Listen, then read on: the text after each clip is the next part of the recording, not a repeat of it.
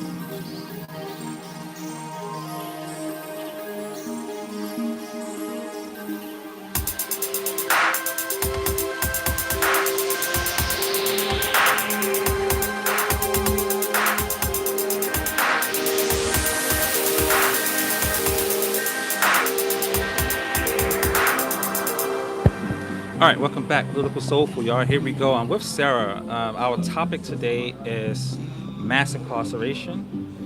And we want to know if this First Step Act that was recently passed by Congress and signed by Donald Trump is going to solve mass incarceration. Is it the saving formula for our society to help us develop this an American Garden of Eden? So that's our topic. I want to talk with Sarah about this because Sarah works in the criminal justice field. So, Sarah, why don't you share with us what you do, where you work at, and what's the nature of your work in criminal justice? Sure. So the organization I work at is called the Vera Institute of Justice. It's a research and policy organization that partners with governments all over the country to improve their criminal justice system, juvenile justice system, immigration systems. Wow. So the work I do, for a long time, I was focused on sentencing and probation and parole reform, and now I focus on conditions of confinement, so improving conditions in prisons and jails across the country. Oh, wow. And how'd you get into that? Like, what led you to say, you know what, I want to work with criminal justice?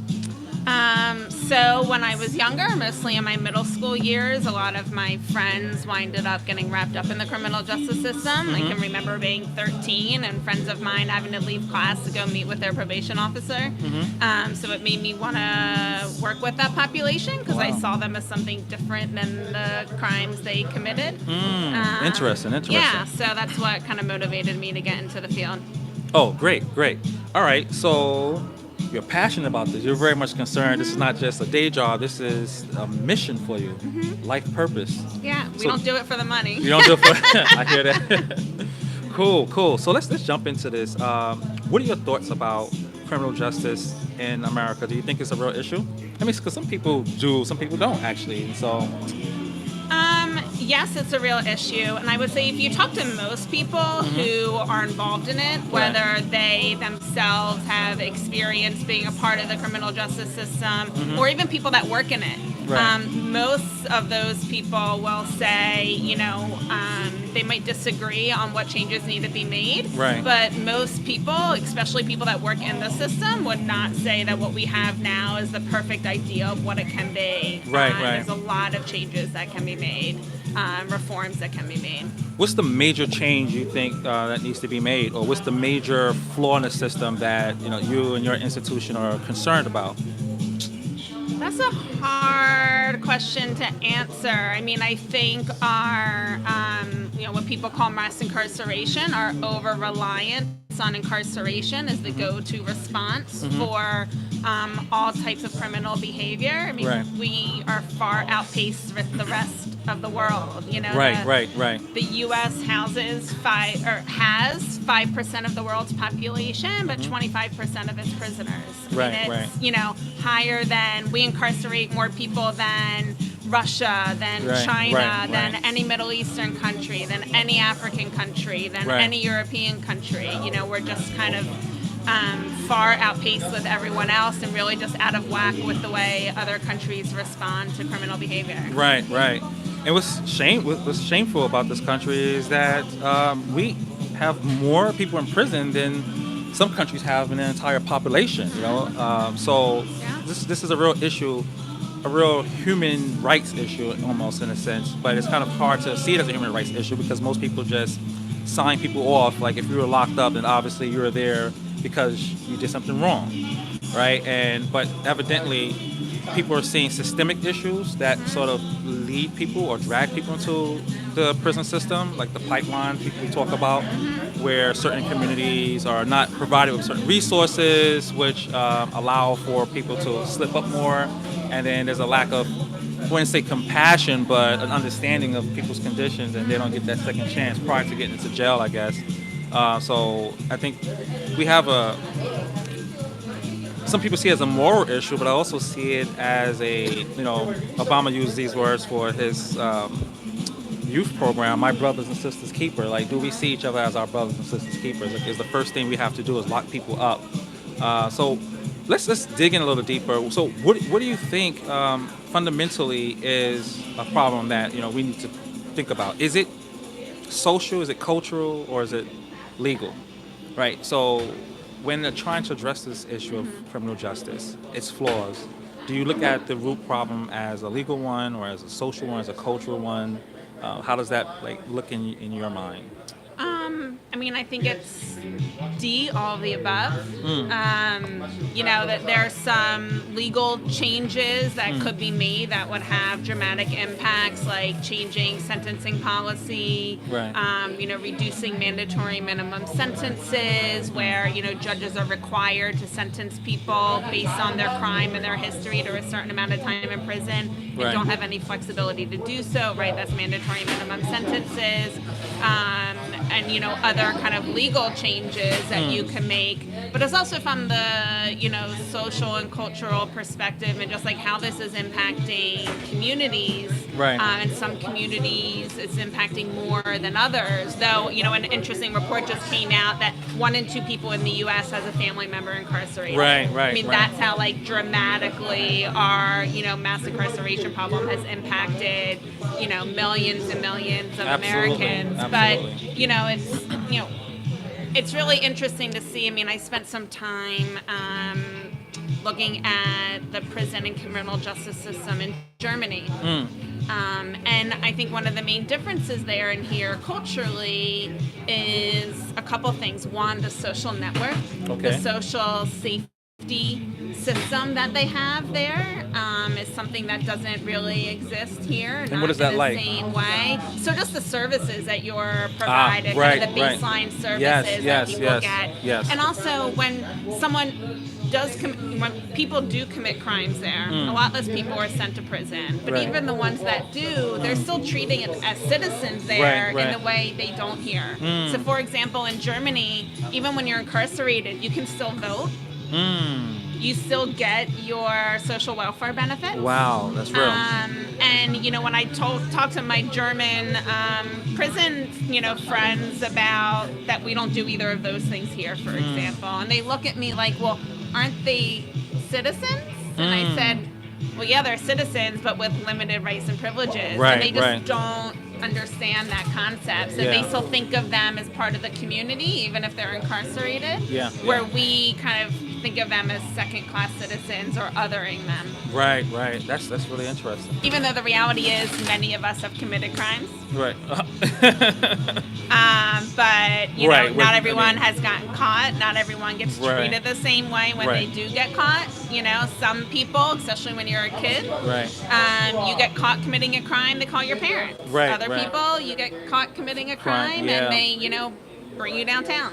Right. Another question, I guess, is addressing what gets to be called a crime, right? And we're seeing that sort of revision now when we think about marijuana, and whether or not that should be legalized. And so these are a lot of issues here in Yeah. criminal justice to take on. I want to jump to some people may call it an elephant in the room, but it's just a room, and that is racism and criminal justice.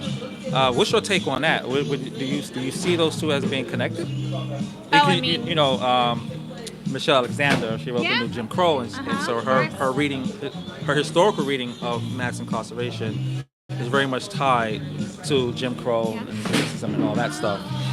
How do you view that, evaluate that, and how does your institution understand racism and crime, Yeah. or the criminal justice system role in that? Yeah.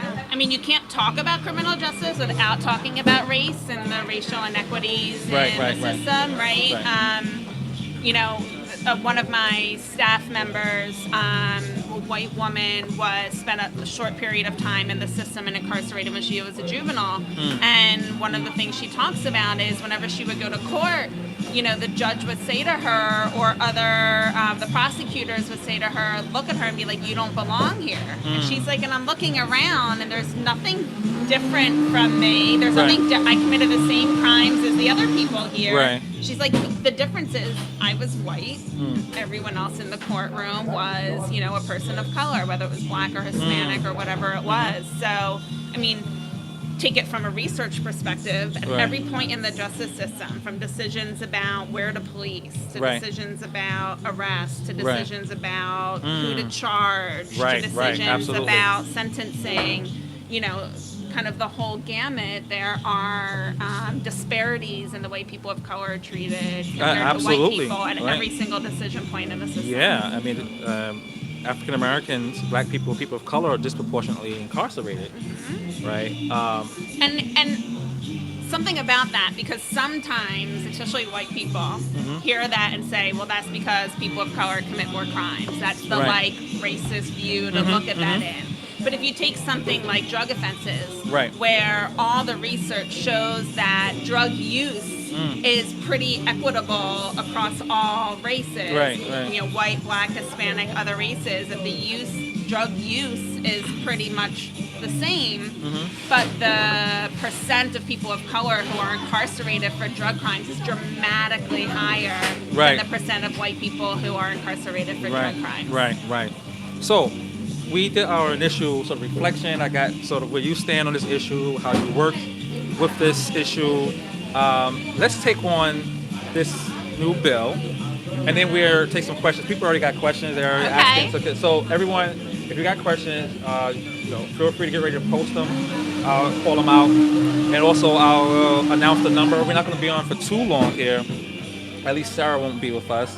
She has to fly out of town. I do. But I'll probably stick around and hash out some of the things that are raised.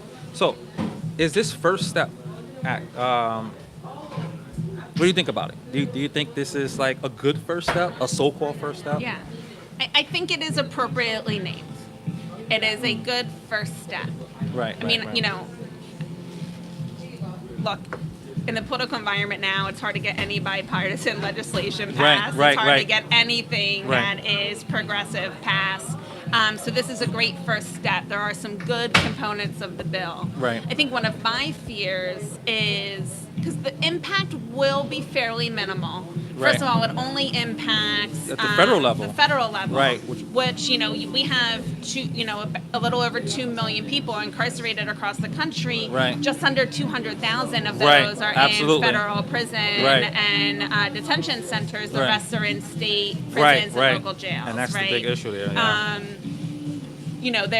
It could have gone a lot further. I do think it's a great first step. I think one of my concerns is that people are going to think like criminal justice reform, check, we Exactly. can move on to Right. something And else. that's, yeah, And that's, that's not the case in this situation. I mean, one of the examples is, we talked about racial disparities. So one right. of the biggest places that plays out is the way different drugs are treated. Right. And a lot of people have heard about the crack versus powder coke disparity, right? And it used to be this like 100 to 1, meaning Right. you could have, 1 ounce of crack and get the same sentence as someone who has 100 ounces of powder cocaine, And right? then the Fair Sentencing Act addressed that, right? With yeah, so the act that Obama was passed signed a that. couple years ago, Right. so it reduced the disparity. Right, It right. did not make it 1 to 1. Right. It but reduced it. Right, And right. what the First Step Act did was make that retroactive.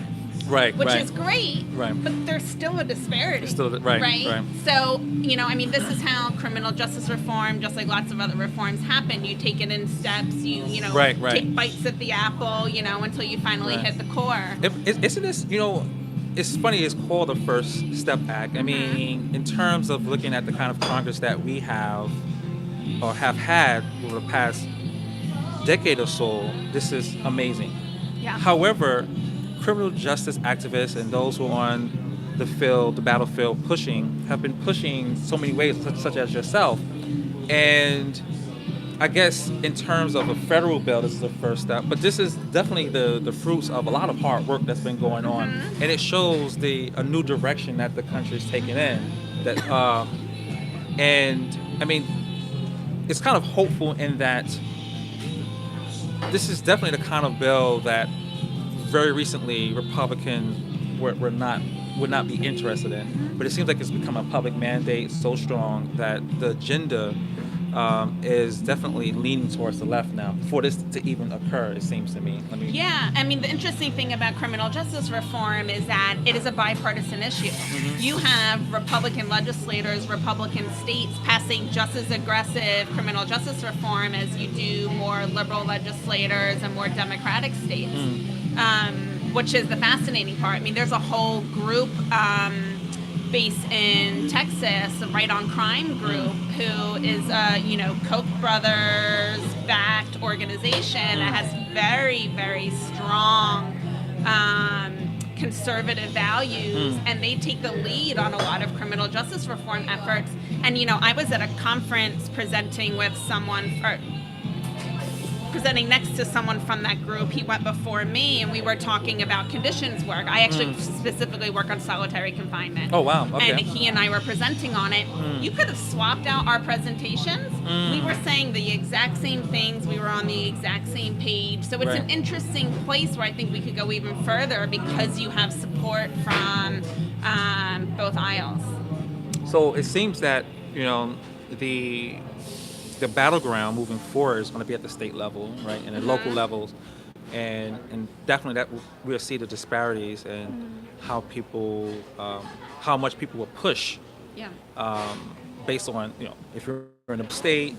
Not to say that red states won't push, but probably not as much as certain blue states would. No, you'd be surprised. I mean, one of the interesting things about this bill is the feds are actually catching up to what the states have been doing for a long time. So states have been looking at transforming their criminal justice system, specifically with mass incarceration, for a little bit over a decade now. We hit a peak in 2008 with how many people were incarcerated. Right. And we've been slowly declining Yeah, ever I've noticed since. that, yeah. And that's all Yeah. based on the work at the state level that the states have done. And a lot of red states, I mean, Texas was actually at the forefront, one of the first states that looked at, if we keep doing what we're doing, we're going to have even, we're going to have to build more prisons. We're going to have even more people incarcerated, and that's not what we want. And so they took a look and passed criminal justice reform legislation to reduce that flow of people into prison. And then other places started taking suit.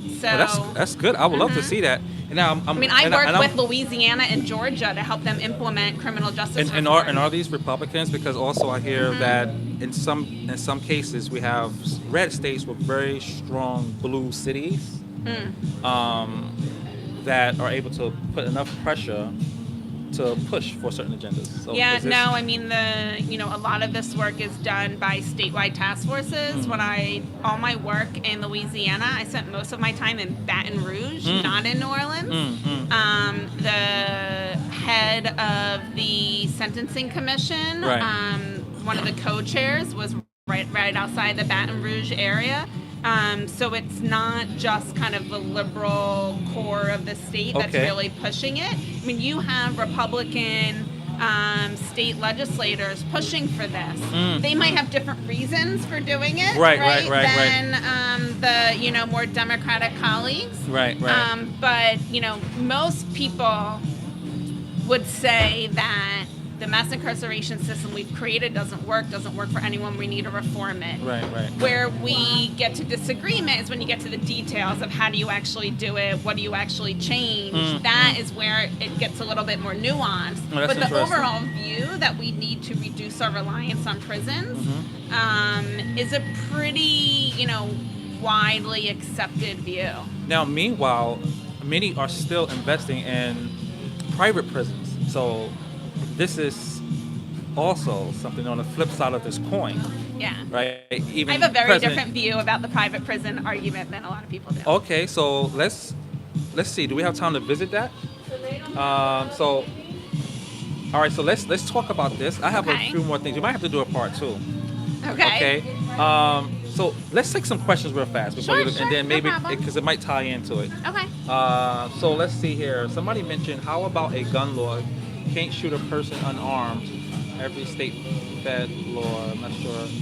You might want to hash that out, Terrence, if you can for me. So if anybody got a question here, let's see. Let's go to Instagram. Michelle Alexander's book, The New Jim Crow, talks about racial disparities among minorities. The crime. Great the new book, by the crime way. If you haven't read it, law- I highly recommend. The new crime law Trump just signed into law. Oh, that's all right. Cool. Yeah. So listen, we'll take like one call, one or two calls.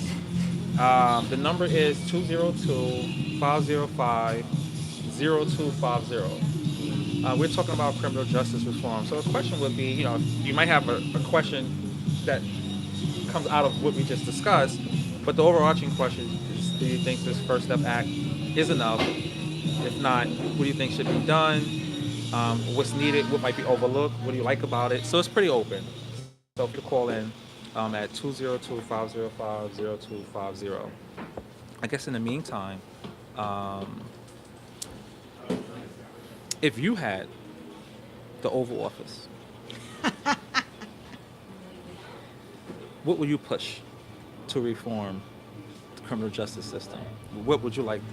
What would you push your party to lay out?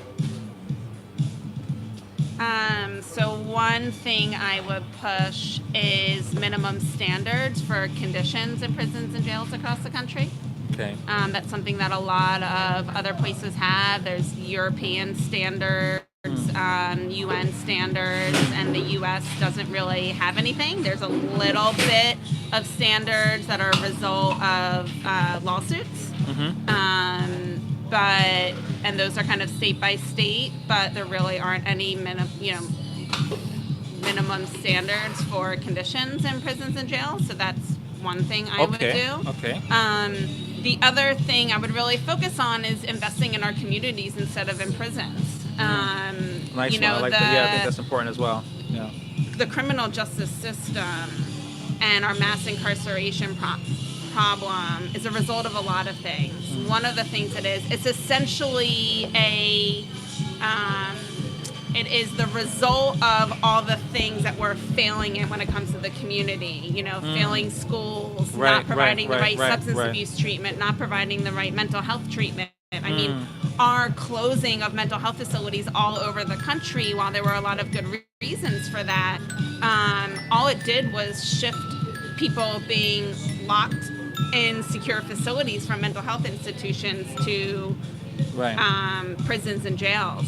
So I think absolutely. A focus on mental health, a focus on substance use, treating those things as a public health issue, not a criminal justice issue, are some of the first things that I would do.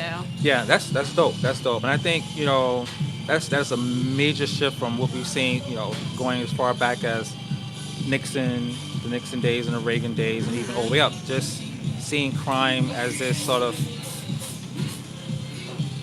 deviant behavior that needs to be weeded out, like just cut out like weeds, and not realize that what we have an issue with is our garden, our roses, our citizens are not growing in a healthy environment across the board. And if we better treat our environment with resources, community centers perhaps, mental health care institutions, and a series of safety nets that people can fall onto before they fall into a jail cell, right?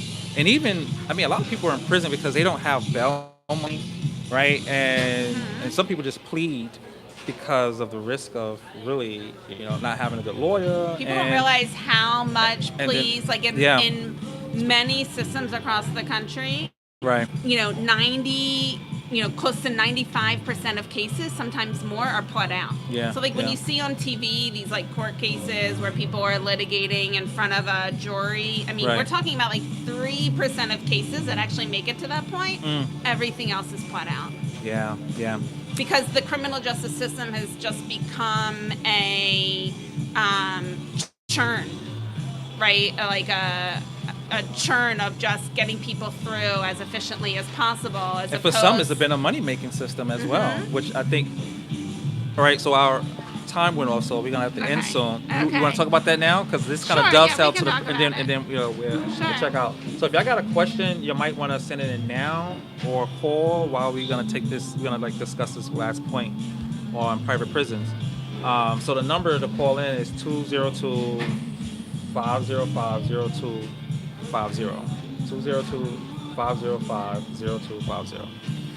So, I mean, a lot of institutions, from universities, individuals, even politicians, lobby groups, have invested in private prisons. And the word is that people have made a lot of money. It's been an incentive for money making. What's your take on that? So, in one sentence, it's awful, but people focus too much on it. Okay. So this is my take on it. Okay, we got it. Good. Okay, here we go. Nobody should be financially benefiting off people's life and liberty being taken away. Right. Point blank. Okay, you put that out there. All right. So that. That said.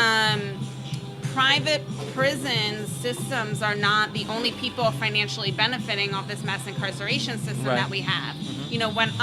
When you look at trying to close facilities, first of all, there are less people incarcerated in private facilities than there are public facilities. Right. Absolutely. It has not been my experience as a whole, there might be individual, that private institutions are dramatically worse conditions-wise than facilities that are run by the state or local county jails. You have the same issues in local county jails, the same issues in state prisons, underpaid workers,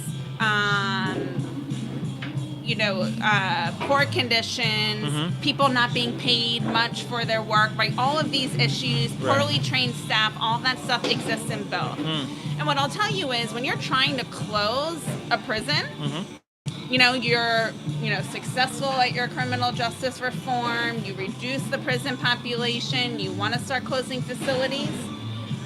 In my experience, the biggest advocates against it are the unions, the public unions of people who work in public prisons, not private.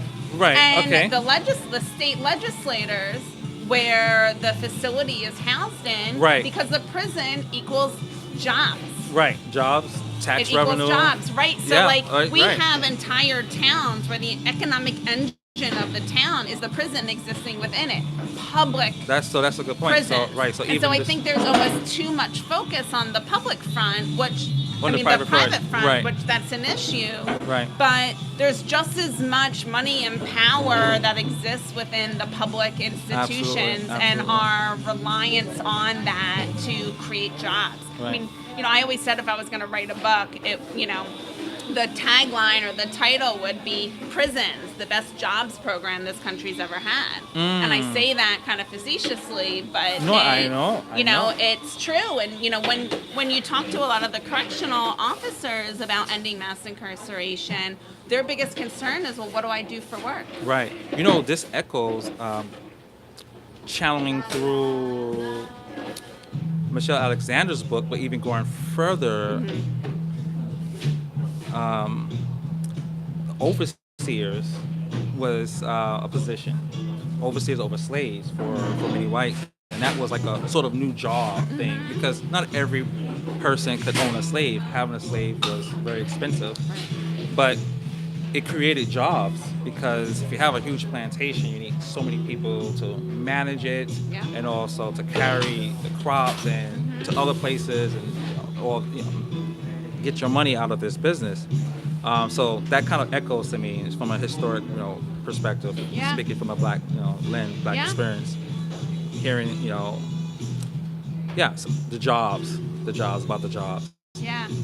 So listen, let's see here. And I'll say, I used to work in Pennsylvania, and I worked in the juvenile system in Pennsylvania. The interesting thing was the privately run juvenile facilities were way better than the state-run juvenile facilities. I mean, when you talk to kids, if they were going to be sent away, nobody wanted to go to the state-run facilities. They were known as the worst of the worst. Nobody wanted to go there. Are you making an argument for private prisons? No. But what I'm saying is, just because something's private or public doesn't mean it's good or bad.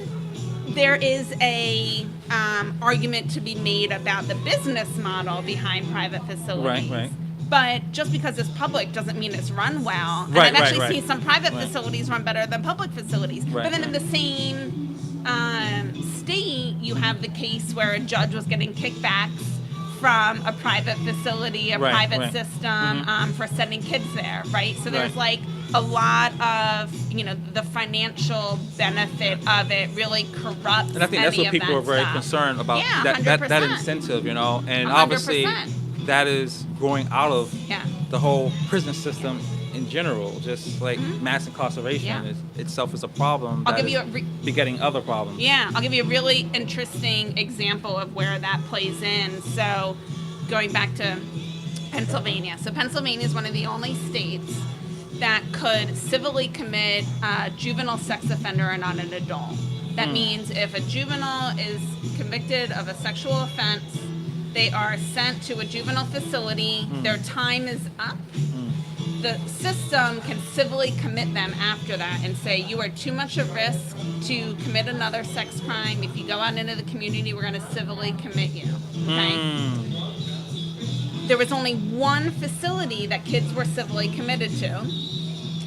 The people that made the decisions, it was the Sex Offender Assessment Board, a 3-person board in the state that made decisions when there was an order written that said this person should be considered. They were the ones that decided if someone was civilly committed. One of the 3 members of the board was an owner, a part owner in the only facility that they would go to. I mean, that's like the most blatant example of, Of course, yeah. At minimum, conflict of interest. So let's when we while we belling out,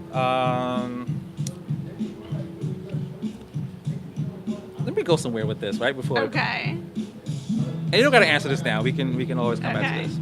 Which potential candidate out here, you think you're liking to address criminal justice reform? Do you have any favorites? I don't yet. Okay. I don't Fair enough. a lot of them have gotten detailed enough about their criminal justice reform. Right. That's true. It's still early in the game. platform. Okay. I know a lot of people have a lot of criticisms about Kamala Harris. Right. Because of some of the stuff she did as a prosecutor. I'm a strategic person, so sometimes I think someone with that background might get a bigger vote from people from the other, pulling people from the other side because she can speak to both. she talks. I mean, one of the things I like about her, she talks very well about criminal justice reform. She supports a lot of the things you and I do, but she's not. It's not black and white. Right. There are some things she feels very strongly about Right. that some liberals might not. I like people that have a nuanced view Right, versus just like right. all one or the other. Right, So right. I'm paying attention to the things she's doing more, and Right. sometimes you learn from mistakes you made in your Yeah, past. that's true too. I do think she's one of the more knowledgeable about criminal Yeah, justice and than all the other experience. candidates. Yeah, so I think she knows how to navigate that world. Yeah. Yeah. Yeah, but I think it's still TBD on the answer to Okay. that question. Cool. I mean, just for the record, I'm leaning. I'm fronting. I'm pushing Kamala Harris. So Are you? yeah, that's my girl. Tell me why. Well, there are a number of reasons. One is I sense her overarching view and passion for reforming criminal justice. I mean, she's been consistent about the flaws, but she's worked in the system, and so it comes along with a certain agenda that is just imposed on your day-to-day work. It's like, here are the cases that you're going to you have to look at, and these are the laws in place and that are restricting your options, right? So it's not like she's going to be given pardons all day, but even in that scenario, she tried to find creative ways, even if a lot of people didn't like them, to try to sidestep her restrictions. Like even like her truancy approach. A lot of people say, "Oh, she's trying to arrest black parents," but her thing was that once kids get caught in the system, that's it. And so she was trying to find a way by working with the schools to create a carrot to get kids to want to stay in the school and try to coordinate with social services to see what they can do, but using her authority to say, listen, I have the power to take you downtown, parents, so do something for these kids. Now we can talk about if that is the best way to do something for each one of us, but she wants to do something about that issue. I have to say, I'm a and huge it's- fan of hers, but do you really think this country is gonna elect a black female president? You If know so, what? you are much more optimistic Well, than no, it's I not. am. Well, so I'm always optimistic. Yes, I mean, that's I true. might as well be, but I'm very pragmatic to the extent that people mischaracterize my politics. Oh, how are you gonna be a liberal? Because they mistake my pragmatism for just compromise for compromise's sake. It's making progress where I can, right. when I can. And this is where you and I see eye to eye a lot on this And stuff. so I think that we should push her, because wherever that does, if she doesn't make it, it at least expands the imagination. It gets us further so that the next generation, it's more of a possibility than just wishful thinking. Right. And so we see Barack Obama in 2008, but let's not forget Shirley Chisholm, the Harold Washingtons, the Jesse Jacksons, who had to push to make the possibility of a black president something that we could possibly see, right? And in giving who would become the first black president, obviously Obama, the different possible tactics and pathways to watch out for. Like, how do you speak to a region that is majority white, right? You need tactics for that. This is unfortunate. We're in a society where people vote based on how you talk and the things you say in your speech. Yeah, right? absolutely. But I do think that women have shown that they are the driving force, particularly in the Democratic Party, of our electorate. And so it's not surprising for me to see so many women run now, because so many women were pushing. And I think Hillary Clinton actually helped to open that door. She cracked open the door. I mean, had it not been for, I think, gerrymandering, a lot of other chicanery, she would have been president. I mean, she just had the numbers, right? And people expected her to, well, had she went to Wisconsin and Michigan, she would have won. Then we're asking her to win, like, phenomenally. I mean, so anyway, so my thing is that I think it's possible. Whether or not, I think the question is the left ready? There's a lot of sexism on the left I've been seeing. Absolutely. And I'm not sure if the left is ready. So it goes back to you saying, is the I country ready? mean, But we're it's all more, obsessed with Bernie Sanders. yeah. Well, not all of us. I mean, not all of us are obsessed. I'm And not one of them, if but Bernie gets there, then he gets there. yeah. But I guess more to talk about. We could do a roundtable on that. But I think Kamala Harris will be able to do some Right. good I on I like her on a criminal lot. justice. I like her a And lot. I'm not expecting anyone, particularly her, to like do something like crazy. I think as long as she takes the baton down a few more meters, that's what we need, right? And it's like even Obama's push, Obamacare. People on the left come after him and said, it's not single payer, this and the third, but he made it. He pushed it into the public sphere. Right. Now every president has to deal with that, Right. Republican or Democrat. And I also just don't think you're going to go from what we have now to a single payer system. I mean, one of the interesting things about one of Cory Booker's approaches, which I like, his kind of rollout strategy around getting us to eventually like Medicare for all is starting to make the age earlier and earlier, right? So yes. taking it from, I don't know if it's 65 or 69 or what it is now, but 1 year making it 60 and then the next year making it 55, like rolling it back slowly but Right, surely. right. One, it helps you like make sure that the economy of the country and the funding can support it, but it's also just much more like attainable for people to kind of bite off than going from the system we have now to like Medicare Yeah. for all. I just Yeah. I Was- don't feel like the country's ready to go Right. there. And what's Even dope, though I fully support it. Right. I feel you. And what's good about that too is that it can create this. It allows for the snowball effect when certain states have the autonomy to latch on to a certain aspect of providing health care. Right.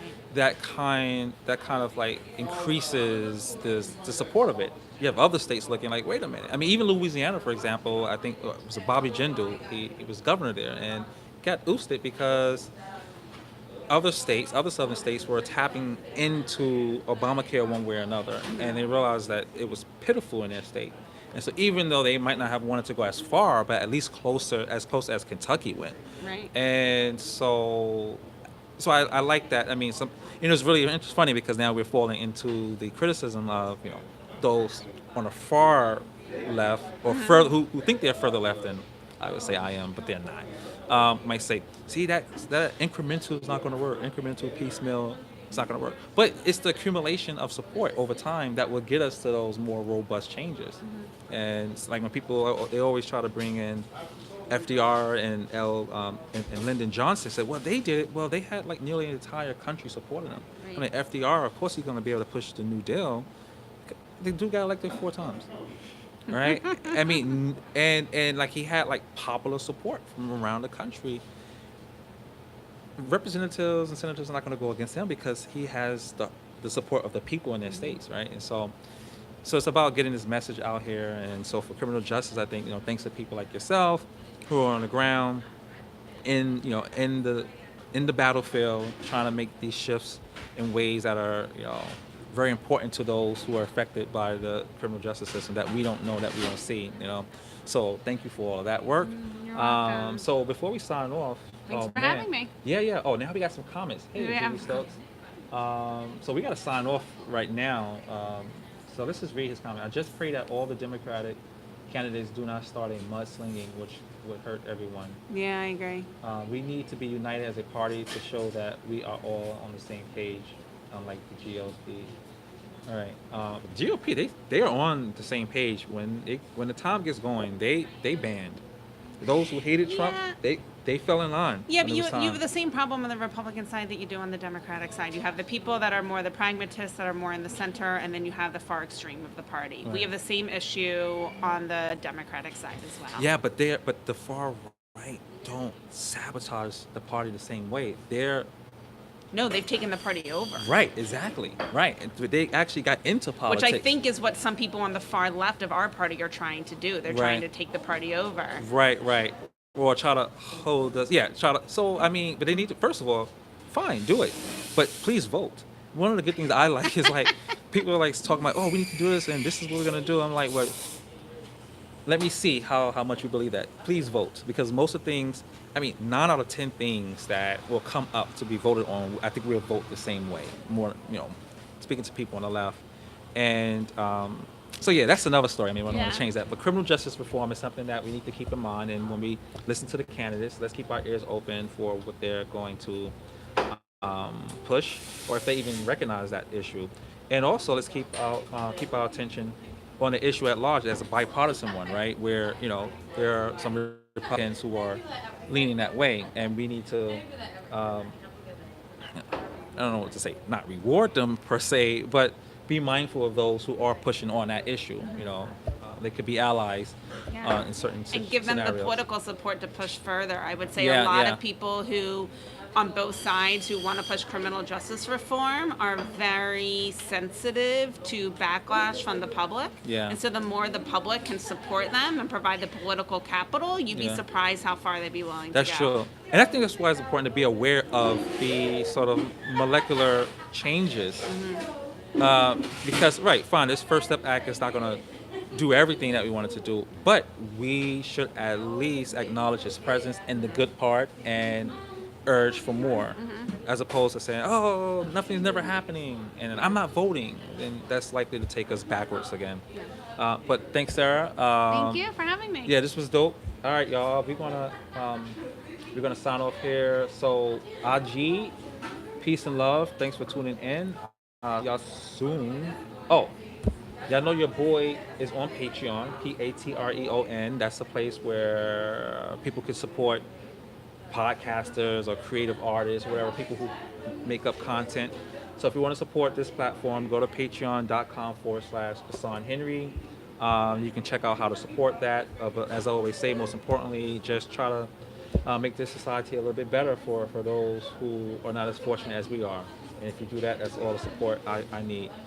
So have a great night, everybody. I'll see y'all soon Night. tomorrow. All right, so let's see. This is Aj. I'm ending. Let's end live. And Facebook is here. Thanks for tuning in, Facebook. I see Wayman and a few others here. Thanks for tuning